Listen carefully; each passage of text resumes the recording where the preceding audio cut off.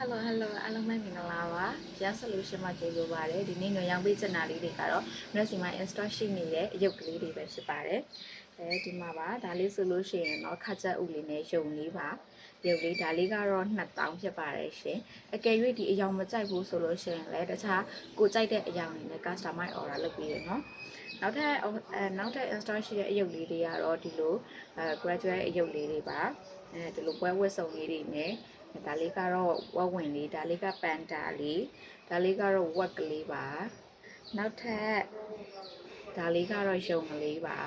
အဲ့လိုမျိုးဒီရုပ်လေးတွေဒီပွဲဝက်စုံတဲ့အရုပ်ကလေးတွေကတော့တရုပ်ကို1000ခွဲပါအကယ်၍များ